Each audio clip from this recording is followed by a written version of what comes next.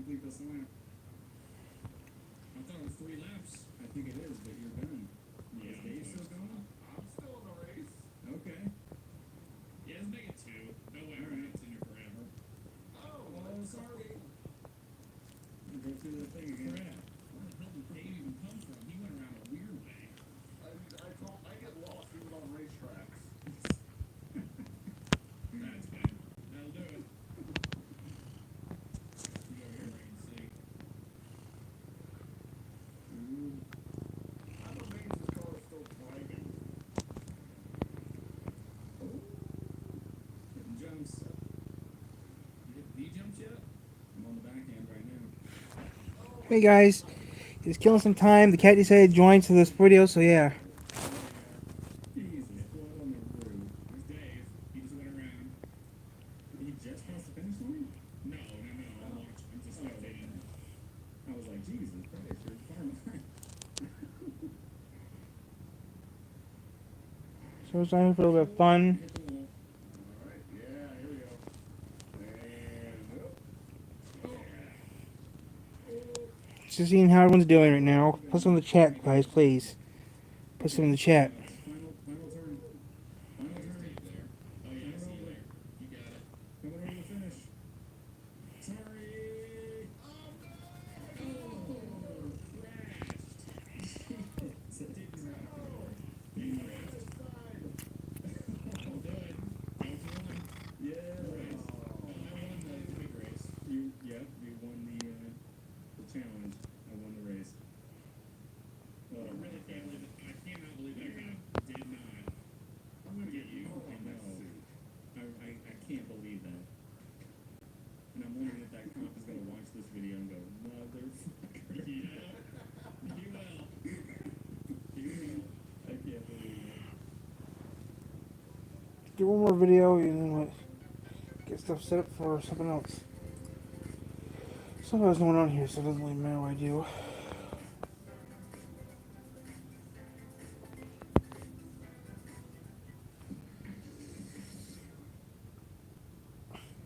Bauer tools give you the confidence to take on challenging home projects.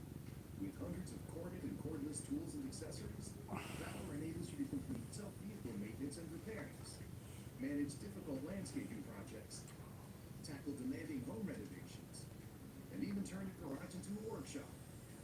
For all your current and future projects, Bauer is ready to deliver. Bauer, heavy duty guarantee.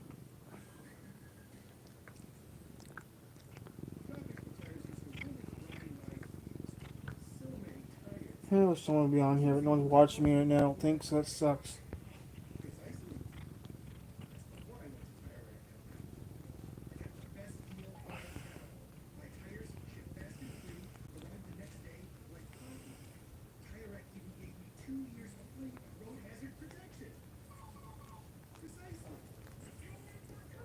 Nope.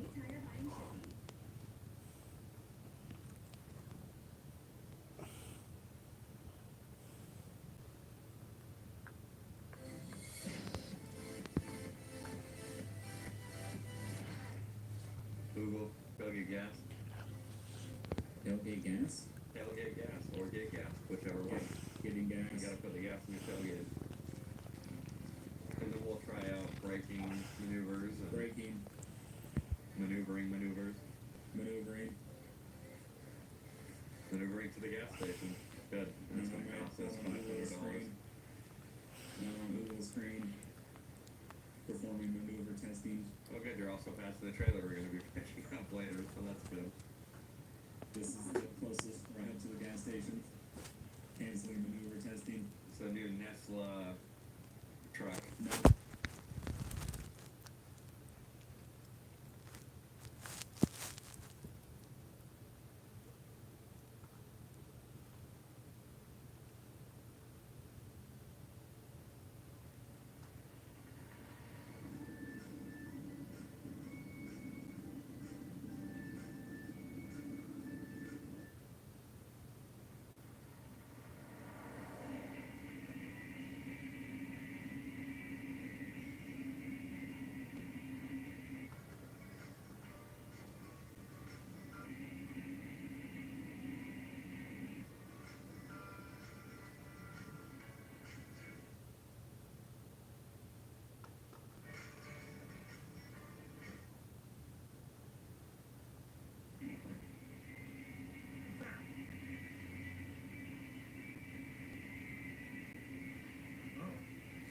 Robert, you being crazy. I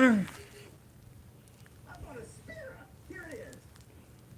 Okay, I've already lied to you. I didn't buy a Spira. I bought two of them.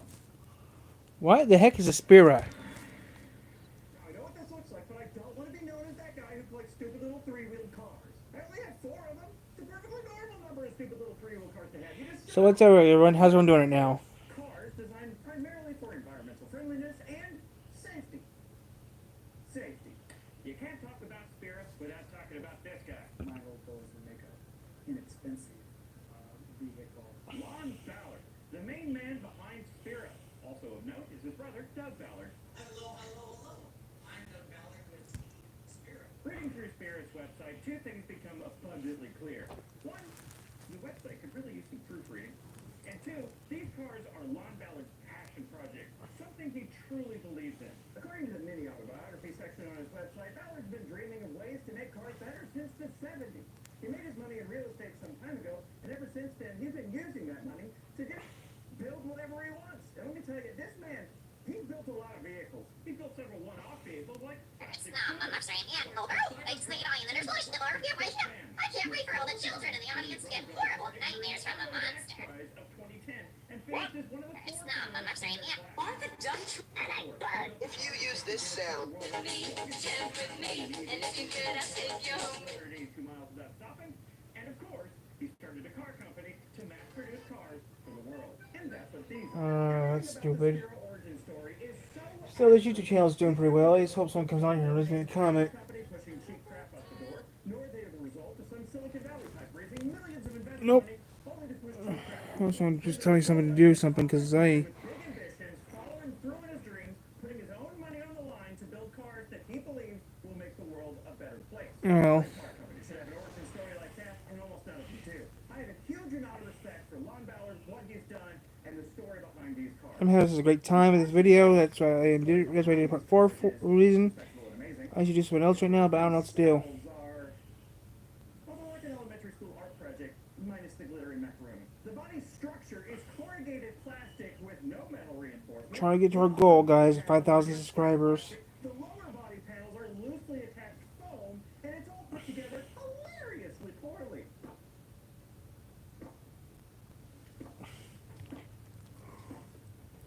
Still no comments. These are built for safety. The banner at the bottom of every page of the Spira website reads, Spira was created to reduce the 50 million injured and 1.2 million killed annually by vehicles. Its innovative light foam and core board technology also reduces the resources to build and fuel to power vehicles by a factor of 5 to 10. The resource mindfulness part of that, these do very well. They're made of almost nothing, they weigh almost nothing, and they use very little energy. But safety? We'll come back to that. What is a Spira? Well, whatever it is, it looks very unhappy about it. Look at that face. Poor thing. Just wants to be hugged. The name Spira comes from perspiration. It's the sweat car. Okay, I'm making fun of it. Perspiration is only half the reasoning behind the name. The other half is inspiration. Perspiration and inspiration. Sweat and dreams. What it took to make this vehicle a reality. Again, such a respectable backstory. Several components of the Spira are built in China, but final assembly takes place in either Thailand, the Philippines, or San Diego. Lon himself, I think, is from Illinois, but I believe he lives part-time in Thailand now. The first thing you need to know about this vehicle is that it's horrifying to drive. But more on that later. This is a three-wheeled electric car made of plastic and foam. It's already 6 o'clock and still nothing. Okay. Commonly used in packaging and RC airplane bodies. There's nothing special about this foam, except it's being used as body panels in a car, which is not typically how it's used. Powering the Spira is a hub motor on each rear wheel. Supposedly there's also a gas version available, the 150cc scooter engine, but I've never seen one. And I don't even know how that would work given the suspension design, but there is something that looks like an exhaust cutout in the back front panel here. There was also supposedly a base model available with only one motor, making it left-wheel drive. But again, I've never seen one, so I don't know if it was actually ever produced. The rear suspension of the Spira is two completely independent swing arms, seemingly from a scooter, that mount to two metal bars running the full width of the body. The metal bits in the suspension are the only bits of metal structure in the whole body. The front suspension is a simple front fork, seemingly also from a scooter. Steering is a tiller. So yeah, I'm just having some fun right now. It swings side to side. This is your steering. It has a regular brake and throttle pedal. Hello. Years ago claims this as a two-seater. Right lane, That's not enough room for two he's hitting people the in lanes here. with very little traffic, as we see here. Yep, and it looks like we're going to be heading to the northbound 110, or no, this is actually, I think, going to go southbound 110 as we I'm make gonna our- pull a couple. Let me pull a couple buttons here, Okay, guys. I gotta put Right, Pilot stuff Jeff up. telling me, yes, we are going northbound now on the 110, so into the heart of downtown. What's going to happen here with the suspect? The 110 definitely going to be slow go on the Hello. portion of the lanes here. Give me a second here.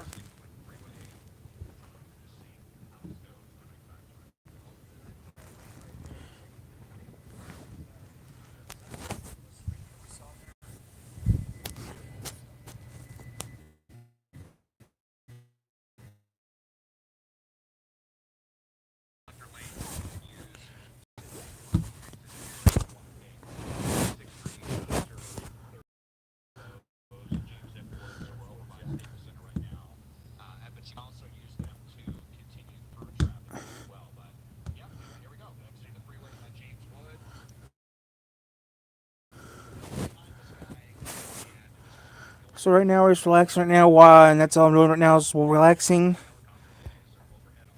Oh, let me just do this real quick here. There we go. That's better. I don't like being you guys. I don't like being in everyone's grill. So how's it doing right now? How's everyone doing it now?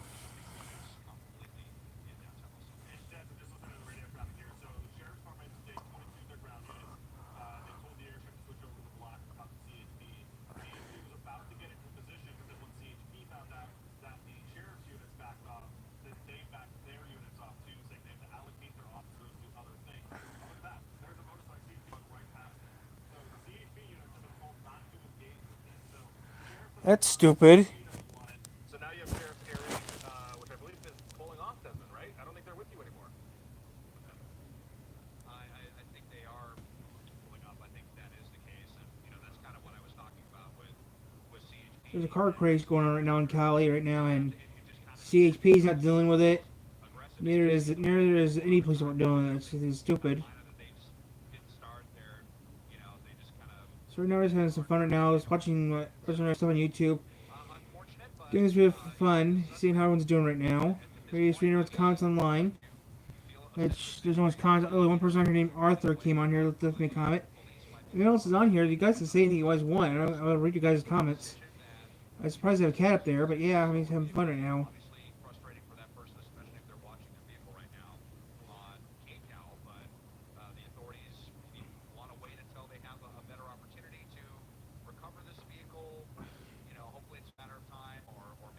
It's 6 o'clock on the East Coast right now, and we're just relaxing.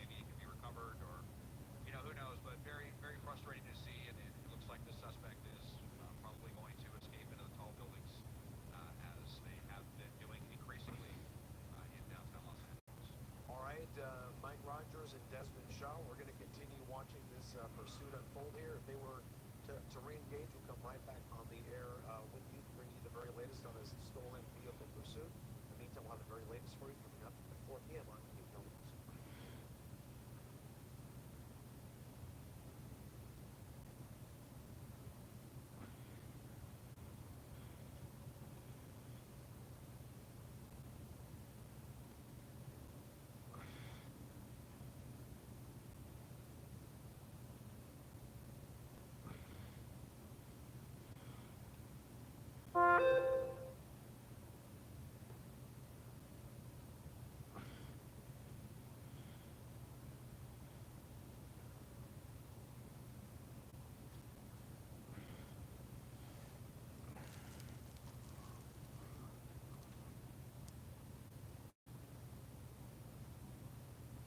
Oh wow, behind a city bus.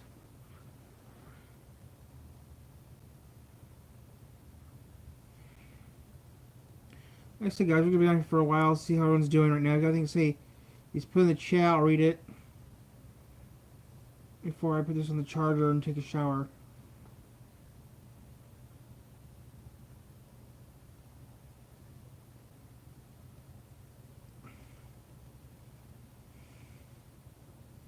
Because right now we're just killing time right now. Seeing how everyone's doing right now. So yeah, you guys can leave me a comment, I'll read it. Right now we're just relaxing, having fun.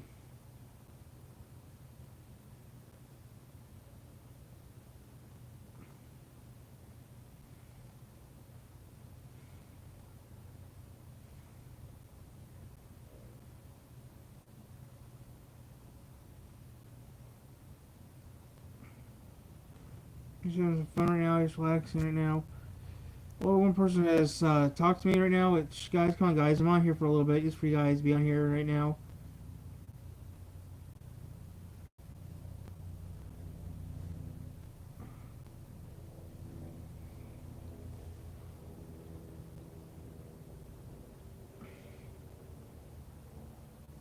So everybody's having a little bit of fun.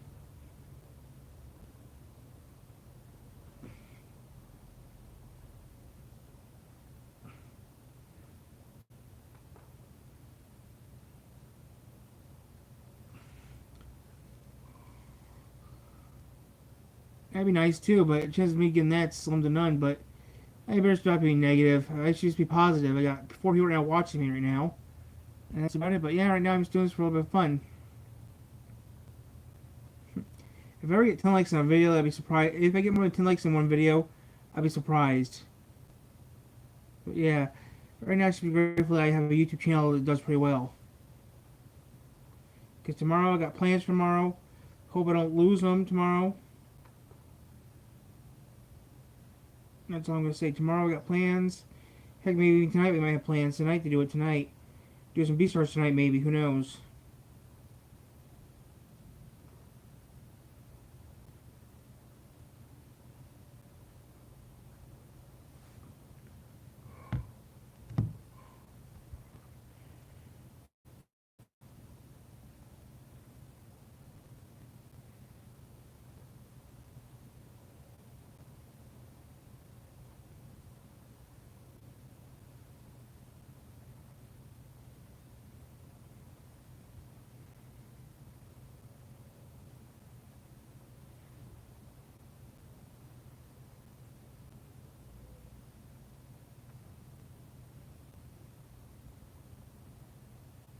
Track was stupid fast by the go careening straight out of the ballpark.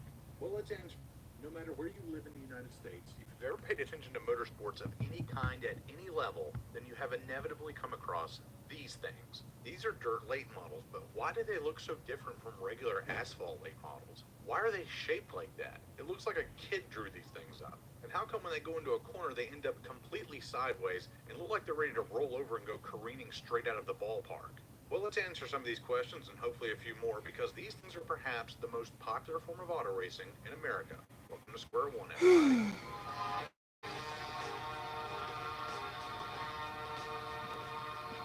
If you've watched my videos on NASCAR modifieds and late models, or even the origins of IndyCar, then you already know that no matter what discipline of racing we're talking about, it always begins on dirt. Late model racing had been around prior to World War II, but it was the post-war years that saw its rise with the formation of NASCAR in 1948, and the first strictly stock race in 1949. Founder of NASCAR, Bill France Sr., wanted to draw in factory support to the league by making a division where only the latest model of cars would compete. He hoped factory attention would bring with it factory money eventually. The strictly stock series would go on to become the Cup Series of today, and all of the races for the first year were held on dirt. No surprise there. However, in the very next season, in 1950, NASCAR would hold their very first late model race on a fully paved track, the half-mile high-banked oval at Dayton Speedway in Ohio, where Jimmy Florian would take the W. The series would head back to Dayton again in August, and then on Labor Day that season, a real game-changer, the 1.3 mile long Darlington Raceway in South Carolina. This track was stupid fast by the standards of the day, and stupid hard on tires too. So much so that Johnny Mance would take his one and only Cup Series victory by fitting his car with heavy-duty truck tires. While everybody else was pitting constantly for blowouts, Johnny cruised to an easy victory. His margin of victory that day was a staggering 9 full laps. Wow. This season established NASCAR as a solid dual series, having high-level competitions on both dirt and asphalt. Because back then, dirt and asphalt late models were one and the same. They were basically the exact same cars from race to race. Really, the only things you had to change were tires and your suspension setup. And it remained that way clear into the 1970s. In 1951, Bill France got that factory support push that he wanted when Hudson got into NASCAR and introduced their famous, fabulous Hudson Hornet. It sat so low to the ground that legendary car owner Bud Moore said that when you stepped into a Hornet, it felt like you were stepping down into the track. And the Hornet was just as good as slinging dirt as it was ripping up the pavement, winning 12 of 41 events that year with Herb Thomas securing the Cup and his first Southern 500 victory by season's end. NASCAR would continue to lure in more automakers and become an even mix of big tracks and small tracks with all manner of surfaces. And even in the local racing scenes, dirt cars and pavement cars never really deviated from one another until the Great Dirt Schism of 1970. That was when NASCAR and IndyCar held their last races on dirt. Because technology had advanced so much for asphalt cars due to their higher speeds that advanced aerodynamics were coming into play. The Dodge Daytona and Plymouth Superbird, as well as the Ford Torino Talladega, had opened up a full-blown aero war in NASCAR. Meanwhile, dirt cars were still relatively simple and hadn't changed that much in the last decade or so.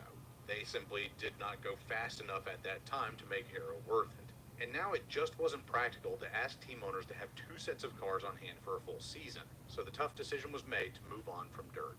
Even Richard Petty said he hoped dirt racing in NASCAR continued in some capacity, but he himself didn't even own a dirt car anymore. He ran the last 3 dirt races of 1970 by borrowing dirt cars from local racers.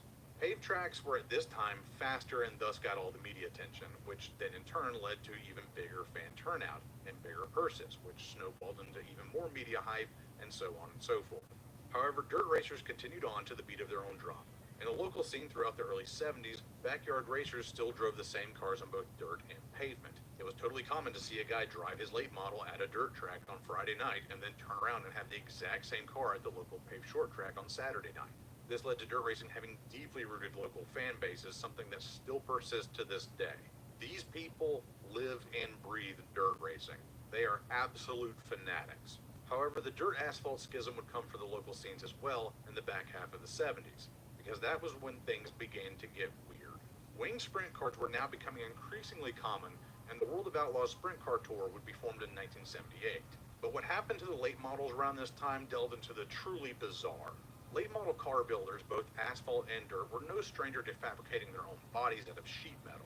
They had been doing that since at least the late 1950s. But it was the late 70s and early 80s when dirt late models truly deviated permanently from their asphalt cousins. It started off innocuous enough, standard late models with crudely made spoilers bolted onto the deck lid of the car. But local dirt track promoters seemed to be asleep at the wheel in regulating these new devices, because pretty soon guys began making them as big as possible. I'm talking like multiple feet high in some cases. And pretty soon they began tinkering with the front of these cars as well, and they eventually got the nickname wedge late models. The wedge late model, to put it lightly, is a very odd beast. Local racers weren't engineers. They probably couldn't explain to you exactly how aerodynamic principles work, but they could figure out how to use them. They dipped the noses down as far as possible and ditched the spoilers for big scoop wings on the back. Just like on asphalt, aerodynamic downforce helps the car plant itself into the corner and give it more grip. But then they added a few extra pieces. Big side panels to create side force to keep the car as stable as possible in the corners so they could get to the throttle sooner. Because dirt is so slippery compared to any type of pavement, dirt cars have always had a tendency to yaw out and go through the corners sideways in a four-wheel drift. But now with more horsepower than ever and the added advantage of aerodynamic stability, they were slinging these cars way out there, like 45 degrees of yaw or more. Through sheer trial and error, these guys did not have access to wind tunnels. They figured out how to use all of the body panels to plant the car into the dirt and deliver maximum power to the rear tires to get acceleration even in the corners. Both then and now, dirt cars are constantly in the throttle, and you steer as much with the gas pedal as you do with the steering wheel. The brakes aren't even there to really slow the car down. You simply use it kind of like an e-brake so that you can swing the back end of your car out. This means that dirt racing and asphalt racing diverged off into two distinctly different skill sets, and ended up giving dirt fans kind of a smug attitude when it comes to discussing which requires more skill. I'm sure you've all heard the classic go-to lines. The best drivers turn right to go left. A real race car has dead bugs on the side windows, not the windshield. Asphalt's for getting to the racetrack, etc., etc. And to be fair, they have a point. Asphalt late models are all about finesse and being absolutely perfect with your braking points and managing your equipment. However, dirt racing is about wrestling the car, getting up on the wheel, and manhandling your way around the track. One's a glass of bourbon, the other's a shot of Fireball. Pick your poison. But once the mid-80s came around, these winged late models were getting so exotic and so expensive that a lot of track promoters began to ban them outright and insist on rules packages that made late models as simple as possible to reduce costs. These late models also now had aluminum bodies in the 1980s thanks to a drop in the price of aluminum due to new manufacturing methods. And when the price of aluminum shot back up, these cars were now astronomically expensive. However, these winged wonder cars still exist today as outlaw late models, and holy smoly, those track promoters were right. These things got way out of hand when left to their own devices for too long. In the late 80s and throughout the 90s, dirt late models began to get standardized bodies. Now you could just buy or mail order a body that adhered to a template that the vast majority of tracks would allow. Chassis were also standardized, and exotic body panels were nowhere to be seen. As a matter of fact, the same standardization process happened for asphalt late models right around the same time. And as you look at footage from the 90s and early 2000s and compare it to dirt models of today, you've probably noticed a few things. We went from straight up and down bodies with cars more or less going straight in the corners to now wildly skewed bodies in a 45-degree drift, with left rears hiked up so high that it looks like the quarter panel is cutting down the tire. So how did this happen? Well, it wasn't all at once. However, slowly but surely, guys figured out that the rules of late models could be bent quite a bit.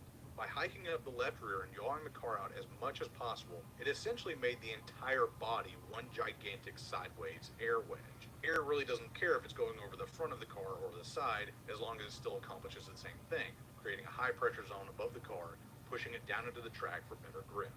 Dirt racing gurus continued to push the envelope more and more over the years, until we eventually got here.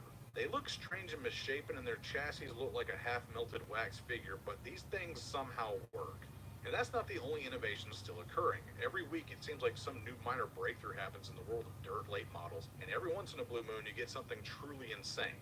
Like what Austin Kirkpatrick did when he completely reinvented the entire front suspension of his late model to use a straight axle that had the front axle bent around the front of the engine. It took some insane backyard engineering to pull this off, because virtually all the small components of the front end had to be rearranged, including the steering box and fans, but he somehow made it work and won with this contraption.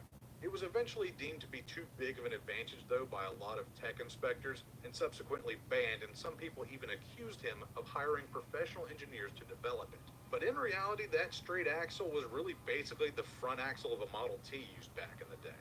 Like I said, insane off-the-wall stuff is still happening over there.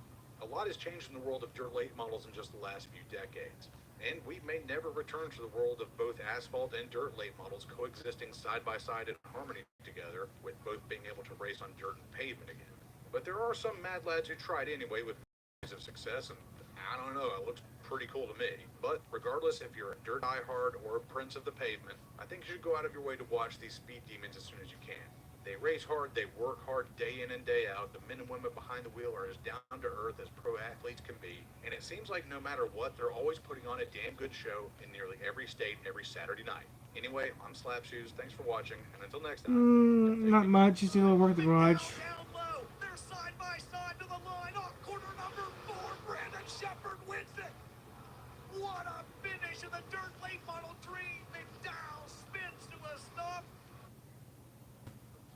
Bauer Tools give you Not the much. confidence to take on challenging home projects. With hundreds of